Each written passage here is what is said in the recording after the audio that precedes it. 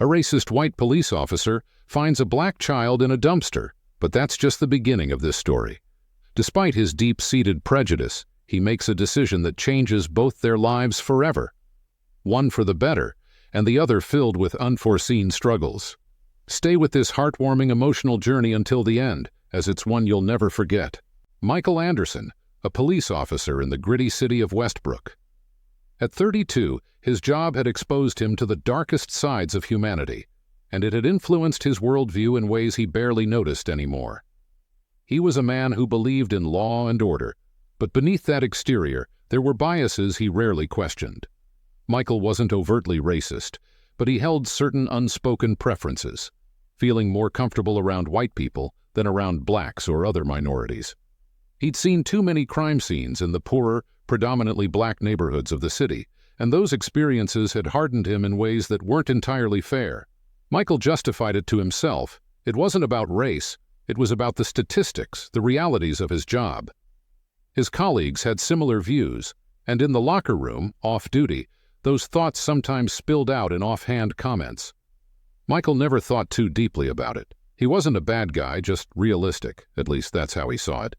But deep down, Michael longed for a simpler, more personal life. He had been dating Monica, a bright and driven woman who was also his colleague at the police department. Their relationship felt easy, and Michael often found himself imagining what it might be like to settle down. Monica had even hinted at a future where they could build a life together, talking about starting a family.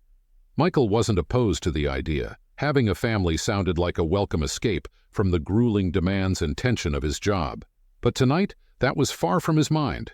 It was just another late shift, the cold November wind biting through his jacket as he walked down a dark alley near his usual patrol route.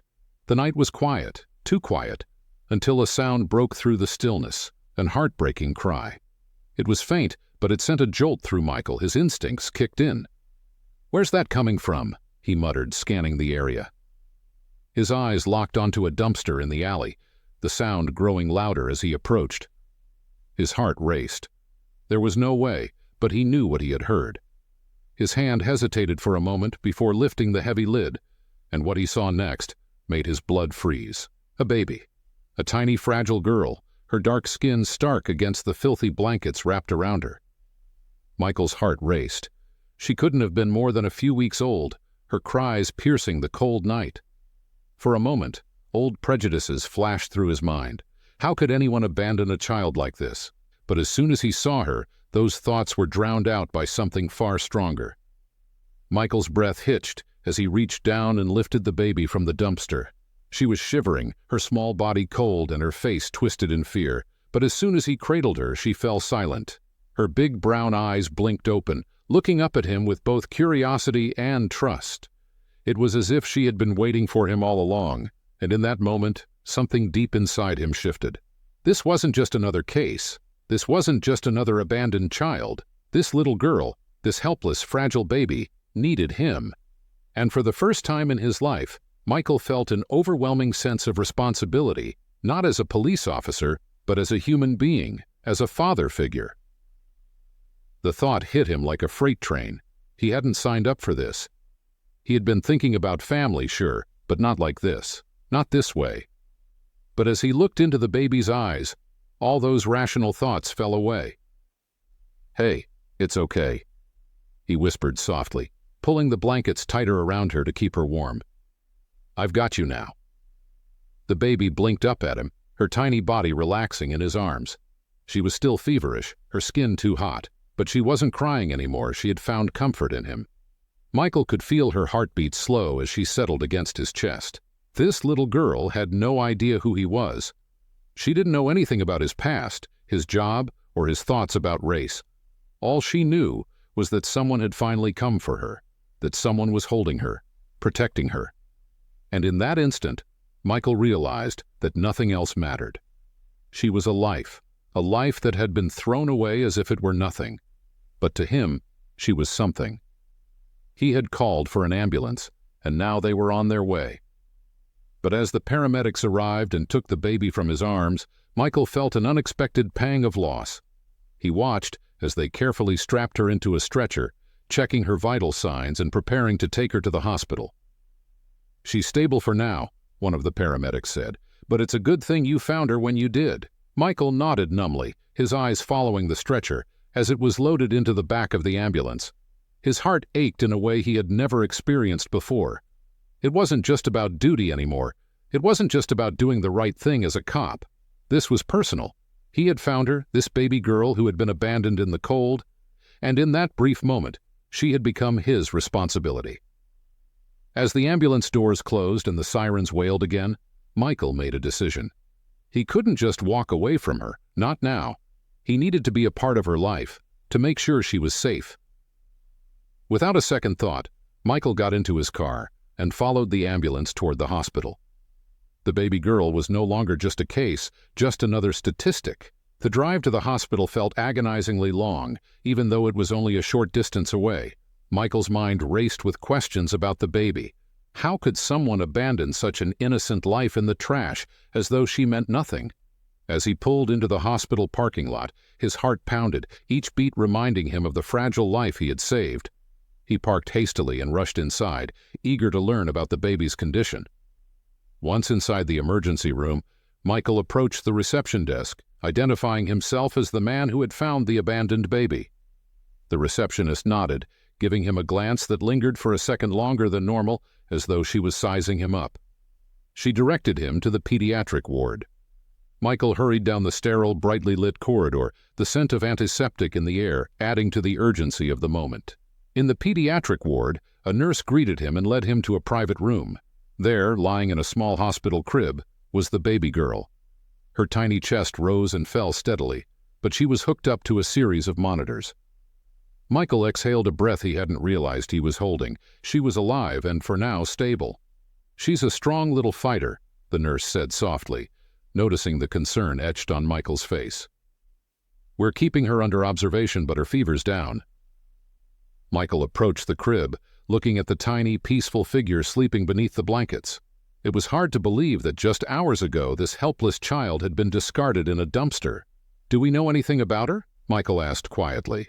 The nurse shook her head. "No ID, no note, nothing. We've alerted Child Protective Services. They'll take over soon." Child Protective Services. Michael felt a familiar tension rise in his chest. He'd worked with CPS often enough to know how unpredictable things could get once a child entered the system. He couldn't help but imagine this little girl being shuffled between foster homes, lost in the bureaucratic shuffle that seemed to swallow up too many kids. He knew that some kids were placed with loving families, but others, too many, weren't so lucky. As the nurse stepped out, leaving him alone with the baby, Michael looked down at her, the weight of responsibility growing heavier with each passing moment. He was just a cop, not a father, not a man who knew anything about raising children, but something about this baby had already gripped his heart. He had found her in the worst possible situation. After standing there for what felt like an eternity, Michael finally moved. He gently touched her hand, her tiny fingers wrapping around one of his much larger ones. The connection felt deep, as if they were already bonded in a way he couldn't quite explain. "I'll be back," he whispered, voice thick with emotion. "I'm not going to let you down." The next morning, Michael returned to the hospital, determined to take the first steps toward making sure the baby girl was safe. When he entered the pediatric ward, however, he noticed something right away: the sideways glances from the hospital staff. The moment he mentioned his interest in adopting the baby, their faces showed surprise, skepticism even. A white man adopting a black baby wasn't something they expected. "You want to adopt her?" the nurse asked, her voice tinged with hesitation as though she hadn't heard him right. Michael nodded. "I'm serious. I'm willing to go through the process, whatever it takes." The nurse's eyes flickered with uncertainty. She glanced at his badge, then back at his face, and something in her expression softened. But that initial look had said it all. She hadn't expected it. Neither did anyone else. He could see it in the way the hospital staff looked at him, as if they were struggling to reconcile the image of this tough-looking white cop with the idea that he might want to adopt a black baby girl. Later, when a social worker from Child Protective Services, Marcia, arrived, the atmosphere grew even more tense. Marcia, a woman in her 50s with a no-nonsense demeanor, introduced herself and immediately began discussing the next steps. She too looked at Michael with the same skepticism he'd seen from the hospital staff. "You're interested in adopting the baby?" Marcia asked, her tone neutral, but her expression one of slight disbelief. Michael nodded. "Yes, I am." Marcia paused, as though weighing her words carefully. "Adopting is a big commitment. It's not a quick process. There are background checks, home studies, and a lot of paperwork. Plus, given your situation," she hesitated, choosing her words carefully, "it may raise questions." "My situation?" Michael's brow furrowed, though he already knew what she meant. "Well, you're single, and adoption as a single parent can be more challenging. And," she continued, her eyes flicking to the baby for a moment before returning to him, "adopting across racial lines is complicated, especially when the child is so young." Michael understood what she was trying to say without saying it outright. A white man wanting to adopt a black baby was going to raise eyebrows. There would be questions about whether he could provide for her in a way that respected her identity, her culture. It wasn't going to be easy, but Michael wasn't deterred. "I understand that it's not going to be easy," he said, his voice steady, "but I found her. She needs someone who's going to care for her, and I want to be that person. I'm willing to foster her, adopt her, whatever the process is. I feel responsible for her." Marcia studied him for a long moment. Her expression softened, but the wariness was still there. "We'll go through the proper channels," she said carefully. "We'll start with a home visit, and we'll take it from there." The weeks that followed were filled with interviews, background checks, and home visits from CPS. Every step of the process felt like an uphill battle, with Michael constantly aware of the unspoken skepticism about him, a white police officer wanting to adopt a black baby. The social workers, though professional, couldn't help but cast sideways glances when they saw him cradling her, the contrast in their skin tones undeniable. Michael spent every spare moment at the hospital with the baby. The nurses had started calling her Leah, and the name quickly stuck. Soon Michael couldn't think of her as anything else, and decided that Leah would be her name. Each time he visited, Leah seemed to recognize him more, her wide, curious eyes lighting up when he entered the room. They had formed a bond that Michael couldn't explain, but it was real, and it was deep. As far as he was concerned, she was his daughter already, even if the system didn't see it that way just yet. One afternoon, as Michael sat by Leah's crib, Marcia came into the room. She gave him a small smile, her earlier skepticism softened by weeks of watching him with the baby. "We've approved you as a foster parent for Leah," she said. "It's not an adoption yet, but it's a step." Michael's heart soared. It wasn't the end of the journey, but it was a beginning. He looked down at Leah, who was staring up at him with her big, trusting eyes, and smiled. Before going home, Michael's heart was still racing with the excitement of what lay ahead. He had gone through so much since the day he found Leah, and now that he had made the decision to adopt her, the weight of it all felt lighter. But there was one more thing he needed to do before taking Leah home. He had to tell Monica. Reaching for his phone, Michael felt a slight knot in his stomach. Monica, his colleague and girlfriend, had been distant ever since he started talking about fostering the baby. He had tried to bring it up in casual conversations, but she always seemed irritated by the subject. Still, Michael hoped that the good news might change her mind. After all, they were in this relationship together, and he had always imagined starting a family with her. Maybe this was the way to do it. He dialed her number, and after a few rings she picked up. "Hey, can you come to the hospital?" he asked, his voice bright with excitement. "I've got some amazing news. You'll want to hear it in person." There was a pause on the other end, and Michael could almost sense Monica's hesitation. "The hospital." "What is it?" she asked, her tone a mix of curiosity and wariness. "Just come, trust me. It's important," Michael insisted. He didn't want to spoil the surprise over the phone. Monica agreed, though her voice lacked enthusiasm. She hung up before he could say more. Half an hour later, Monica walked through the hospital doors, her heels clicking sharply on the tiled floor. She spotted Michael standing near the entrance to the neonatal ward, a broad smile on his face. "What's this all about?" she asked, crossing her arms. Her expression was guarded, and Michael sensed the same wariness she had shown over the past few weeks. "I have great news," Michael said, his eyes lighting up. "Remember the baby I told you about? The one I found in the dumpster? I'm adopting her." The silence that followed was palpable. Monica's face froze, her eyes narrowing as the weight of his words sank in. She blinked once, twice, as if trying to process what he had just said. Her arms tightened across her chest. "You're what?" she said, her voice low but filled with disbelief. "I'm adopting her, Monica," Michael repeated, his tone gentle but firm. "She doesn't have anyone else. I've gone through all the paperwork. She's going to be my daughter." Monica stared at him, her lips pressed tightly together. After a moment, she let out a harsh, incredulous laugh. "You've got to be kidding me."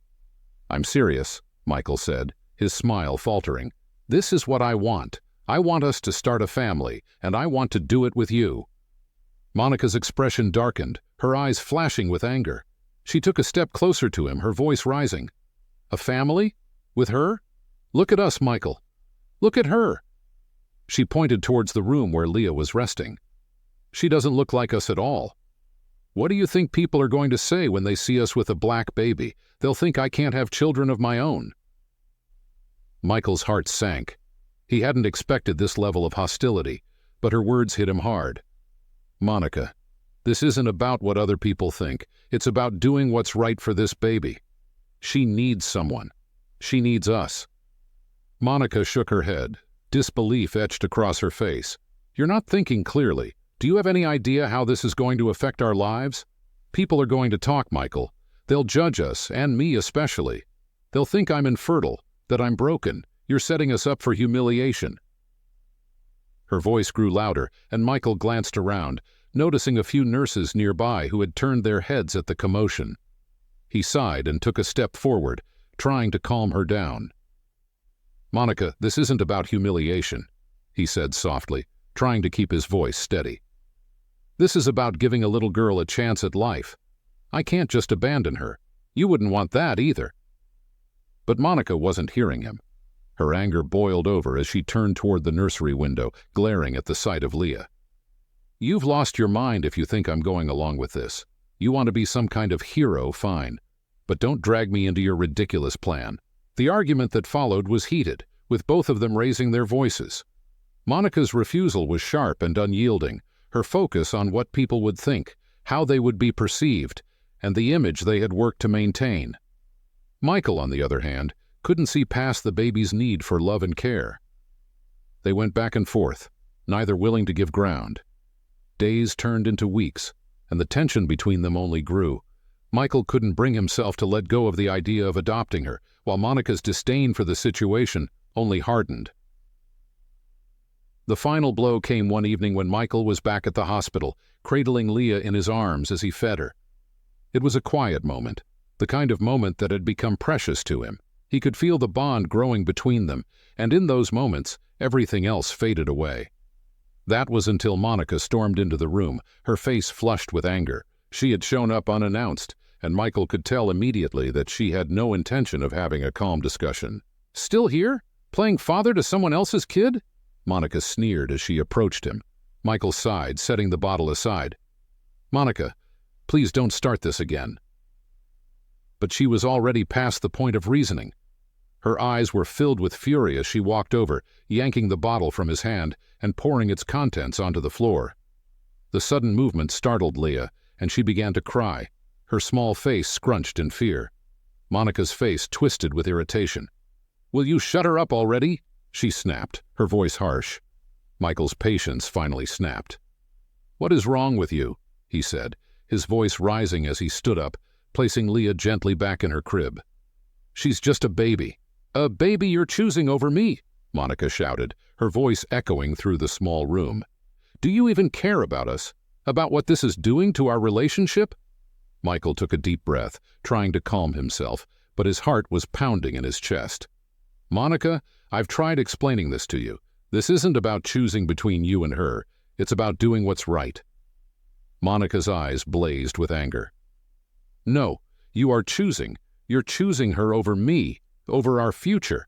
And I'm telling you right now, Michael, if you go through with this, it's over." The ultimatum hung in the air, heavy and suffocating.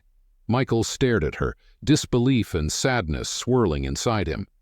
He had never imagined it would come to this, a choice between the woman he had once dreamed of building a life with and the baby girl he had saved.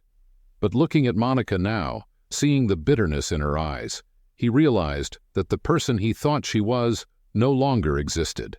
His voice was quiet but firm. "If that's what you're saying, then I guess you've made the decision for me." Monica blinked, momentarily taken aback by his words, but the anger quickly returned, and with a frustrated cry she turned and stormed out of the hospital, leaving Michael standing alone by Leah's crib. As the door swung shut behind her, Michael let out a long, slow breath. He felt a strange mixture of sorrow and relief. The relationship he had held on to for so long was gone, but in its place was a new beginning, a life with Leah. Turning back to the crib, he looked down at her small, peaceful face and smiled. "We'll be okay, Leah," he whispered. "We're going to be just fine." When the adoption was finalized, Michael brought Leah home. It felt surreal, driving her to his apartment, knowing that she was officially his daughter. He had already picked out her name, Leah. He wanted something simple yet beautiful, just like her. As he carried her into the apartment, he whispered, "Welcome home, Leah. This is where we start our life together." The adjustment wasn't easy. Michael was juggling his responsibilities as a police officer with learning how to care for a baby on his own. The nights were long, filled with feedings, diaper changes, and rocking Leah back to sleep. He was exhausted most of the time, but he didn't mind. Every time Leah smiled at him, every time her tiny fingers wrapped around his, it was all worth it. She was his world now. At work, things were awkward but manageable. Some people might have found it uncomfortable to work alongside their ex, but Michael hardly noticed. He was too busy with Leah to let Monica's presence affect him. They were civil, even if there was an unspoken tension between them. Monica avoided him most of the time, and Michael did the same. His focus was on his daughter, not the lingering bitterness of a failed relationship. But Monica wasn't content to let things be. Seeing Michael with Leah only fueled her jealousy and anger. Every time she caught sight of him cradling the child, a wave of resentment washed over her. She had lost him, and not just to anyone, but to this baby. A baby that, in her eyes, had no place in their world. As the weeks turned into months, Monica's bitterness festered. She couldn't stand the sight of Michael's happiness, his joy in caring for Leah. She felt betrayed. In her mind, Michael had chosen the child over her, and that was something she couldn't forgive. So she started plotting. If Michael was going to be happy without her, she would make sure it didn't last. Monica came up with a plan. She knew how much Michael loved being a police officer. He had always been dedicated to the job, taking pride in his work and the oath he had sworn to uphold the law. And that was exactly what she would use against him. One day, while Michael was out on patrol, Monica snuck into his office and planted a file on his desk, a compromising file that suggested he was involved in bribery. The details were convincing, pointing to shady dealings that could easily tarnish his reputation. She knew that once this came to light, it would ruin him. It was the perfect way to get her revenge. When the allegations came to the surface, Michael was blindsided. He was called into an internal investigation, accused of something he had no knowledge of. The shock on his face was evident as his superiors laid out the claims against him. Michael denied everything, of course. He stressed that he had always been loyal to the force, that he would never betray the badge he wore so proudly. "I've done nothing wrong," Michael told his commanding officer. "I love this job. I would never jeopardize it, not for anything."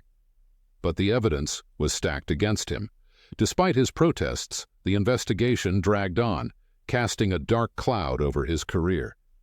His colleagues began to look at him differently, whispering behind his back. The trust that had once defined his relationship with the department started to crumble. And soon, the inevitable happened. He was fired. Losing his job was a devastating blow.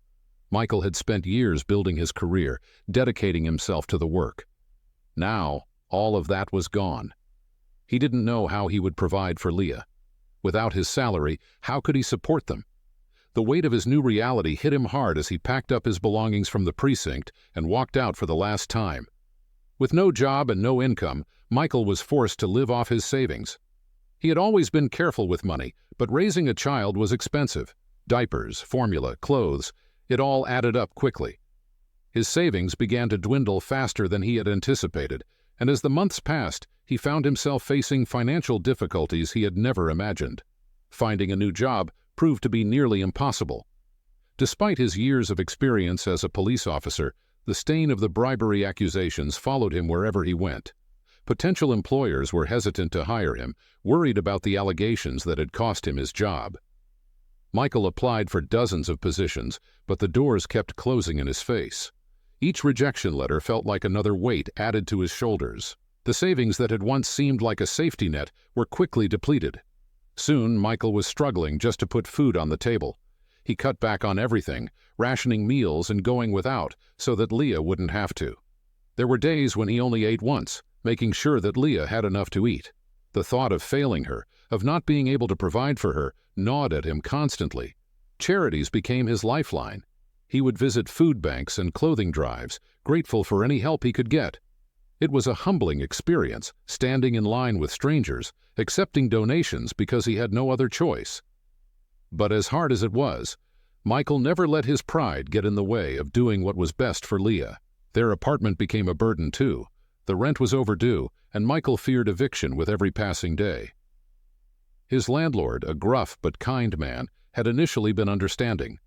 But as the months dragged on without payment, even his patience was wearing thin. One day, the landlord knocked on Michael's door, a stern look on his face.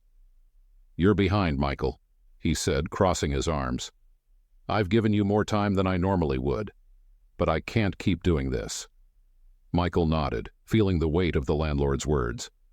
"I understand," he said quietly. "I'm doing everything I can. I need a little more time."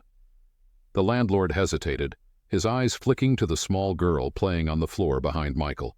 Leah was humming to herself, oblivious to the tension in the room. The landlord sighed, shaking his head. "You've got a kid," he muttered, almost to himself. "I'm not heartless, Michael. I'll give you another month, but after that I can't promise anything." Michael thanked him profusely, the relief washing over him like a wave. He had bought them a little more time, but the clock was still ticking. He needed to find a job, and soon. Despite the growing despair, Michael refused to give up. Every time he looked at Leah, he found the strength to keep going. She was his reason for fighting. He had lost so much, his career, his relationship with Monica, his financial stability, but he would not lose Leah. She was his rock, his source of joy in the darkest times. Finally, after months of searching, Michael caught a break. A new restaurant had opened a few blocks away from their apartment, and they were looking for staff. It wasn't much, a position as a cook, but it was something. And cooking was a skill Michael had always enjoyed, though he hadn't used it much since becoming a police officer. When he was offered the job, Michael could hardly contain his excitement. He felt a sense of hope that had been missing for so long. The salary wasn't much, but it was enough to keep a roof over their heads and food on the table. For the first time in months, things were looking up. On his first day, Michael was nervous, but as soon as he stepped into the kitchen, the familiar rhythm of cooking calmed his nerves. He threw himself into the work, determined to succeed, and when he received his first paycheck, the feeling of accomplishment was overwhelming. The first thing he did was pay the rent, catching up on the months of overdue bills. Then he went out and bought Leah a few new toys and clothes. When he brought them home, the joy on her face was priceless. She twirled around in her new dress, giggling as she hugged the stuffed animals he had bought her. As he watched her play, tears welled up in Michael's eyes. He hadn't realized just how much happiness had been missing from his life until Leah came into it. She had given him purpose, a reason to keep going when everything seemed hopeless. In her laughter, in her smile, Michael found the strength to continue. Leah had grown quickly in the few years she had been with Michael. Now 3 years old, she had started going to school, and Michael took immense pride in dropping her off every morning and picking her up in the afternoon. They had developed their little routines. Leah would excitedly run to him when the school day ended, her small backpack bouncing with each step, and Michael would scoop her up, showering her with affection as she giggled in his arms. One afternoon, as they walked home hand in hand, Leah looked up at him with a curious expression. Michael noticed her quietness and knew something was on her mind. "Daddy?" she asked, her voice soft and innocent. "Yes, sweetheart," he responded, smiling down at her. Leah hesitated for a moment, her small brows furrowing in concentration. "Why don't I look like you?" Michael's heart skipped a beat. He knew this question would come one day, but he hadn't expected it so soon. He knelt down to her level, holding both of her tiny hands in his. "Well, sweetie," he began, trying to find the right words. "Everyone looks different. Some people have different hair, different eyes, or different skin, but none of that matters. What matters is that we're family, and I love you with all my heart." Leah seemed to process this for a moment, her innocent eyes blinking up at him. "But everyone at school says they look like their mommy and daddy. Who is my mommy?"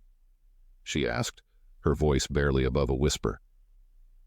For a brief moment, Michael felt a lump in his throat. He had no easy answer for this, but he knew he had to be honest, even if the truth was difficult. "I don't know who your mommy is, Leah," he said softly, his voice tender. "But I do know one thing for sure. Your mommy gave me the greatest gift in the world. She gave me you." Leah stared at him for a few moments, her young mind trying to comprehend his words. Then, slowly, a smile spread across her face. She hugged him tightly, wrapping her small arms around his neck. Time flew by, and before Michael knew it, Leah's birthday was approaching. Her birthday wasn't the day she was born, but the day he had found her, the day that had changed both their lives forever. Michael had decided long ago that this would always be the day they celebrated, the day that marked the beginning of their journey together. Leah was buzzing with excitement. She had been talking about her birthday for weeks, planning out the details of the day in her head, and Michael could see the joy in her eyes. One morning, as they sat together eating breakfast, she looked up at him with her wide, innocent eyes and said, "Daddy, can I have a red velvet cake for my birthday? A big one with lots of icing?" Michael smiled, his heart swelling with love for this little girl who had brightened his world. "Of course, my princess," he said, brushing a hand through her curls. "A red velvet cake it is, the biggest one I can find." Leah beamed, her face lighting up as she squealed and threw her arms around his neck. "Thank you, Daddy. You're the best dad." She hugged him tight before running off to her room, already planning her birthday in her own little world of dolls and dreams. As the day of Leah's birthday arrived, Michael set out to make it perfect. He had already picked out a beautiful red velvet cake from a bakery a few streets away, and he was eager to get it and surprise Leah. She had been talking about that cake non-stop, and he couldn't wait to see the joy on her face when he brought it home. Leah, on the other hand, was growing a bit impatient. She had been playing with her dolls, but after a few hours, she began to wonder why her father hadn't returned yet. "Why hasn't Daddy come back yet?" she muttered to herself, frowning as she looked out the window. She paced around the living room for a while, the worry beginning to gnaw at her. Finally, deciding that maybe something had happened, Leah slipped on her shoes and stepped outside. Meanwhile, Michael was on his way back home, carrying the red velvet cake Leah had asked for. He couldn't help but smile as he imagined how happy she would be when he walked through the door with her favorite cake. Just a few streets away, he was thinking about the small celebration they would have, just the two of them. While deep in thought as he walked, he bumped into someone on the sidewalk. The cake wobbled precariously in his hands, but luckily it didn't fall. "Sorry about that," he said, steadying the box before looking up to see who he had run into. His stomach dropped when he recognized the person standing in front of him. It was Monica. It had been over 5 years since he'd last seen her, and the sight of her now brought back a flood of unwanted memories. Monica had been the one who nearly destroyed his life, the one who had set him up and cost him his job as a police officer. He had heard rumors from an old colleague that it was her doing, but by the time the truth had surfaced, it was too late. He had already lost everything. "Michael," Monica sneered, her voice dripping with venom. "Look who's still around, scraping by. I heard you're a glorified cook now, washing dishes and serving rich folks. How's that treating you?" Michael clenched his jaw, trying to keep his composure. "I don't have time for this, Monica. I'm just trying to get home." But Monica wasn't ready to let him go. She stepped in front of him, blocking his path. "Oh, what's this?" she asked, glancing at the cake box in his hands. "Don't tell me you bought that for that brat of yours." Michael's temper flared, but he bit his tongue. He didn't want to give her the satisfaction of seeing him upset. Monica crossed her arms, her voice growing more bitter. "I can't believe you're still wasting your time and money on that little girl. Do you really think she's worth it? You threw away everything we had for her.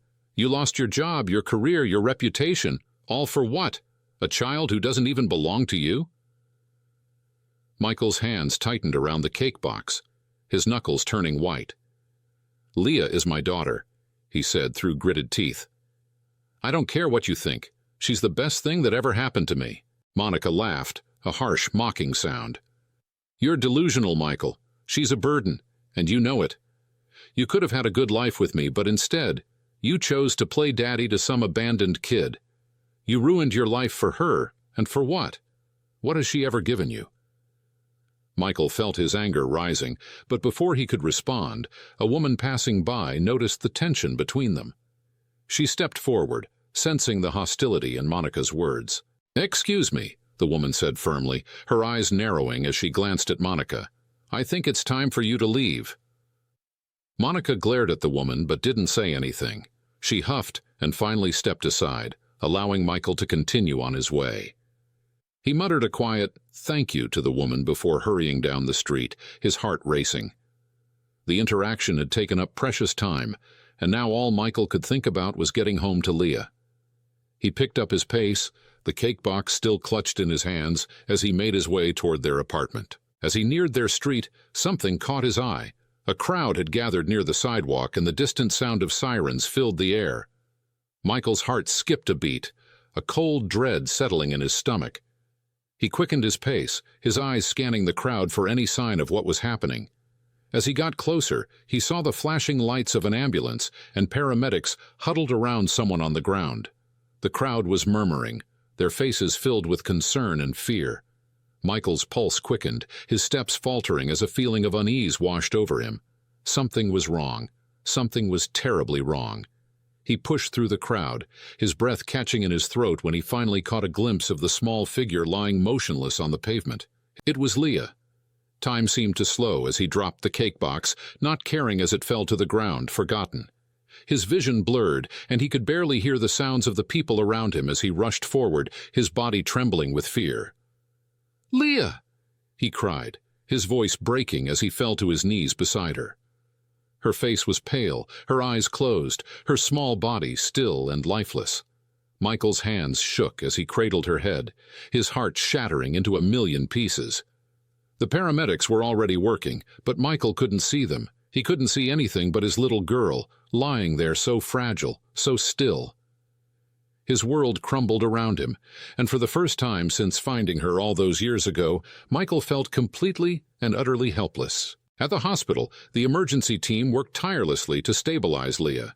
The accident had caused severe head injuries, leaving her in a critical state. Michael stood frozen in the corner of the room, his hands trembling as the doctors fought to keep his daughter alive. He could barely breathe. It was like reliving the nightmare of finding her all over again, only worse. This time, he was helpless. Dr. Sarah Green, a seasoned pediatric neurosurgeon, took charge, her calm voice directing the medical staff as they worked. She glanced at Michael, her eyes full of empathy but also determination. She knew the gravity of the situation, but she had seen miracles happen before. After hours of surgery, Sarah emerged from the operating room, her face grim. Michael rushed over, his voice barely a whisper. Is she going to make it?" Sarah sighed softly, looking into his eyes. "Leah is stable for now, but the injuries to her head are severe. She's fallen into a coma. We don't know when or if she'll wake up, Michael." His heart shattered. Michael's knees buckled, and he collapsed onto a nearby chair. His daughter, the light of his life, might never open her eyes again. The words felt like a cruel punch to his soul. "She has a strong chance," Sarah added, her voice steady but soft. "But it's going to take time. We'll do everything we can. You need to be strong for her." For weeks, Michael sat by Leah's bedside every night, holding her small hand, willing her to wake up. He spoke to her constantly, telling her stories, reminding her of their special moments, the games they played, and the future they still had together. In the daytime, he returned to work at the restaurant, throwing himself into his role as a chef to distract from the crushing weight of Leah's absence. But every evening, after his shift, he was back at the hospital, by her side. The nurses and staff admired his dedication, whispering about how they had never seen a father so committed.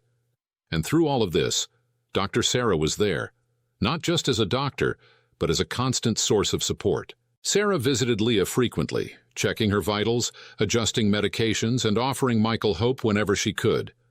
She had bonded with the little girl in ways that went beyond a doctor-patient relationship. To Sarah, Leah had become like a daughter. She spent hours by Leah's bed, reading to her, brushing her hair, and speaking softly to her, encouraging her to wake up. Months passed, and the reality of Leah's condition weighed heavily on everyone. Michael grew weary, his eyes permanently rimmed with exhaustion. His restaurant, though thriving, was no longer the center of his life. Cooking had become a mechanical task, something he did only to pass the time until he could be back at Leah's side. One night, as Michael sat next to Leah's bed, his hand wrapped around hers, he whispered, "I'm not giving up on you, Leah. You're going to wake up. I need you to wake up, my little princess. You've always been so strong. You survived being abandoned, and you thrived. You're going to get through this, too. I believe in you." Despite his words, his heart ached. On Leah's next birthday, he brought a red velvet cake to the hospital, the same kind she had always loved. As he sat by her bed, he began to sing her the birthday song, but his voice broke halfway through. Tears streamed down his face as he stared at his daughter lying there so still. He couldn't finish the song. The weight of her absence, the stillness that surrounded her, was unbearable. Michael quickly left the hospital, needing to escape the torment of seeing his daughter so unresponsive. Outside, he collapsed onto a bench, burying his face in his hands. Every day without her was a new kind of torture. Sarah had been watching him closely over the months, her heart breaking for both Michael and Leah. She had always admired his love and dedication to his daughter. That kind of love was rare, and though she hadn't meant for it to happen, Sarah found herself falling for him, moved by the strength of his character and the depth of his devotion. Sarah continued to do everything she could to keep Leah stable, refusing to give up hope. Despite some of the medical staff advising Michael to consider turning off the life support, she remained determined. Sarah couldn't bear to see him lose hope. She, too, had come to love Leah like her own. One night, as Sarah was finishing her shift, she found Michael sitting alone in the hospital corridor, his face buried in his hands. She sat next to him, offering a quiet presence. After a moment, she spoke softly. "You're not alone in this, Michael. Leah is a fighter. She's got your strength, and I believe she's holding on because she knows you're here. She needs you to keep believing in her." Michael looked at Sarah, his eyes filled with grief. "I don't know how much more I can take, Sarah. It's been nearly a year. Every day I come here, hoping today will be the day she wakes up. But it's like I'm losing her all over again, every single day." Sarah placed her hand gently on his arm. "I know it's hard, but I've seen miracles happen, Michael. Leah isn't gone. She's still here with us, and I'll be here with you, no matter how long it takes." The months dragged on, and by the time 2 years had passed, Leah had missed so many milestones. She should have been celebrating her 9th birthday, but instead, she was still lying in that hospital bed, the machines keeping her alive, the beeping of monitors the only sound in the room. On her 9th birthday, Michael, with Sarah's help, organized a small party for Leah in her hospital room. They decorated her room with balloons and brought in a cake, just as they had done every year. As they sang Happy Birthday, tears filled Michael's eyes again, but this time he refused to break down. "Leah, my princess," he said softly, kneeling beside her bed, "I know you've been sleeping for a long time, but Daddy's still here. I'm not going anywhere. I believe in you. I believe you'll wake up, and when you do, we'll have the biggest party, Just you and me. There are still so many toys we need to buy and so many adventures waiting for us." Sarah watched him, her heart aching for both of them. She had grown to love Michael deeply over these years, and her bond with Leah had only strengthened. She couldn't bear the thought of them losing hope. A few months after Leah's 9th birthday, something miraculous happened. Michael was in the middle of a busy lunch shift at the restaurant when one of the waiters rushed into the kitchen with his phone. "Michael, it's Dr. Sarah. You need to take this," the waiter said, urgency in his voice. Michael's heart stopped. He immediately wiped his hands on his apron and grabbed the phone. His voice shook as he answered. "Sarah? Is everything okay?" There was a pause on the other end, and then Sarah's voice, light and full of joy, came through. "Michael, you need to get to the hospital. There's someone here who's been asking for you. She says she wants her red velvet cake." Michael's entire body froze. The words didn't fully register at first. "Wait, are you saying—" His voice caught in his throat, unable to finish the question. "She's awake, Michael. Leah is awake. Your little girl is asking for you." The phone slipped from his hand, clattering onto the kitchen floor as he bolted out of the restaurant, shouting, "She's awake! My daughter's awake!" Michael rushed through the streets, his heart pounding as he made his way to the hospital. The world around him blurred as he pushed past people, barely noticing the honking cars or the commotion of the city. All that mattered was getting to Leah.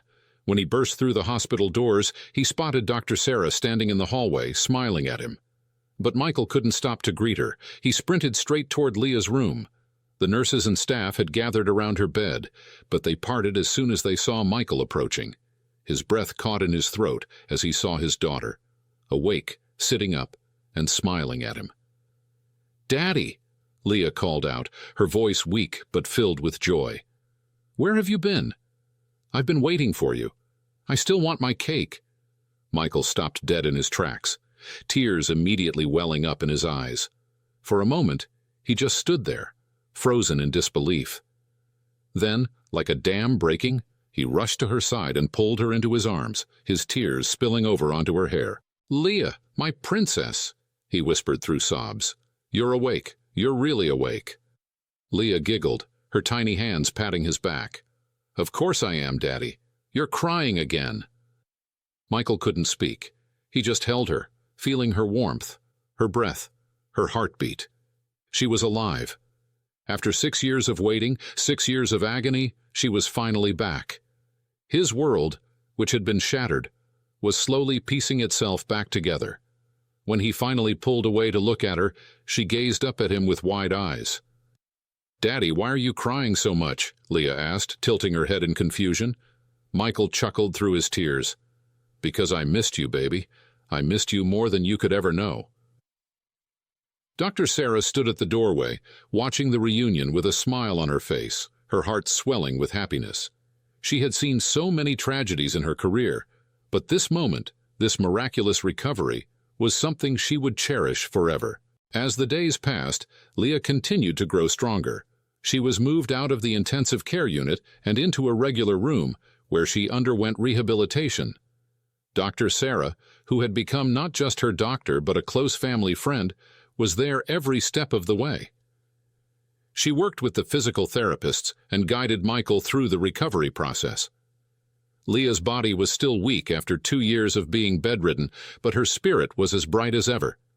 Every day, she made small strides, relearning how to walk, use her hands, and speak more fluently. Michael never left her side, cheering her on during each milestone.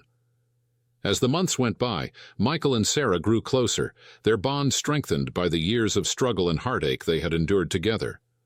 Michael had always admired Sarah's dedication to Leah and the way she cared for her, as if she were her own daughter. Sarah, in turn, had fallen even more in love with Michael's unwavering devotion to his child. A few months later, after countless therapy sessions, Leah was finally discharged from the hospital. It was a joyful day, one that felt like a dream to Michael. They had come so far, and now they were finally going home together. Leah was back in her room, surrounded by the toys and dolls she had missed. Michael watched as she reconnected with her world, her laughter once again filling the house. It was everything he had prayed for during those long, sleepless nights by her hospital bed. As Leah's health improved, Michael's life seemed to fall back into place. The police investigation into the accident finally concluded, and it was determined that a drunk driver had caused the crash. Michael had been completely cleared of any wrongdoing. With his name exonerated, the police department reached out to offer him his old job back, along with a generous compensation package for the emotional and financial toll the ordeal had taken. But Michael, to everyone's surprise, politely declined the offer. Over the years, he had found solace and passion in cooking, and his restaurant had become his second love. Instead of returning to the force, he chose to invest the compensation money into expanding his restaurant. He was determined to create a life that was centered on joy, not the violence and tragedy he had seen in his past career. Leah was back in her room, surrounded by the toys and dolls she had missed. Michael watched as she reconnected with her world, her laughter once again filling the house. It was everything he had prayed for during those long, sleepless nights by her hospital bed. As Leah's health improved, Michael's life seemed to fall back into place. The police investigation into the accident finally concluded, and it was determined that a drunk driver had caused the crash. Michael had been completely cleared of any wrongdoing.